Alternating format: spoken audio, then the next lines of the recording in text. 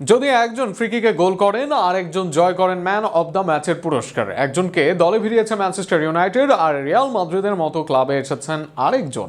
বলা হচ্ছে Claudio Echeverri ও Franco মাস্তান্তুনহোর কথা। দুজনের মাঝে আছে অসীম প্রতিভা।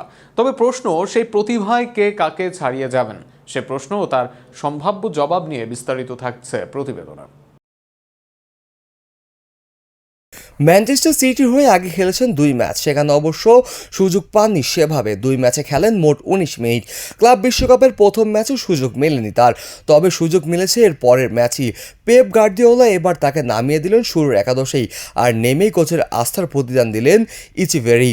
এদিন সিটির হয়ে প্রথমবার একাদশে নেমে জাদু দেখালেন ইচভেরি। ম্যাচে 27 মিনিটে সিটির হয়ে আদায় করলেন নিজের প্রথম গোল, আর সেটি করলেন ফ্রি কিক থেকেই। আগের ম্যাচে জয়ের পর এদিন আল আইনকে উড়িয়ে দেয় ইচভেরি, আর সেখানেই ম্যাচের দ্বিতীয় গোল আসে তার পা থেকেই। সব মিলে এই দিনে ঝলক দেখান ইচভেরি।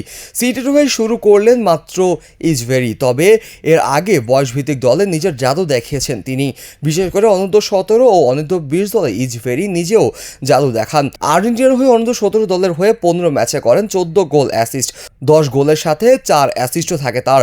অপরদিকে অনূর্ধ্ব 20 হয়ে 9 ম্যাচে 9 গোল অ্যাসিস্ট। গত মৌসুমে রিভার প্লেটের হয়ে 11 গোল অ্যাসিস্ট করেন তিনি, 7 গোলের সাথে রয়েছে 4 অ্যাসিস্ট। আর্জেন্টিনা দলের ডাক পেলেও নামা হয়নি, তবে 18 বছর বয়সে নিজেকে যথেষ্টই প্রমাণ করেছেন ইচভেরি।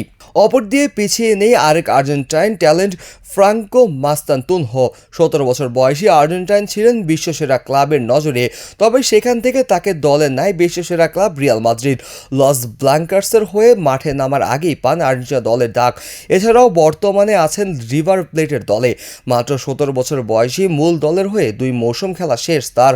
গত মৌসুমে 43 ম্যাচে 6 গোল অ্যাসিস্ট করেন তিনি, তবে এই মৌসুমে 21 ম্যাচে তুলে নেন 11 গোল অ্যাসিস্ট।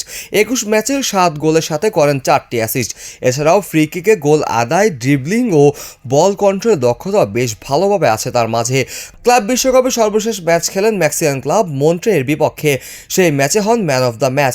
এর আগে ম্যাচের দেখান দারুণ পারফরমেন্স, মাদ্রিদে আসার আগেই পেয়েছেন সবার আকর্ষণ। ফলে আগামী দিনে রাজ করার জন্য দুজনই সমান প্রতিভাবান, তবে বয়সের সাথে নিজেকে আরও প্রমাণে অগ্রগামী করতে পারবে। ফলে আগামী দিন রাজ করার জন্য দুজনই সমান প্রতিভাবান, তবে বয়সের সাথে নিজেকে যে আরও অগ্রগামী করতে পারবে ডিমারিয়ার পর, সেই আসনেই সেই বেশি দিন টিকে থাকতে পারবে।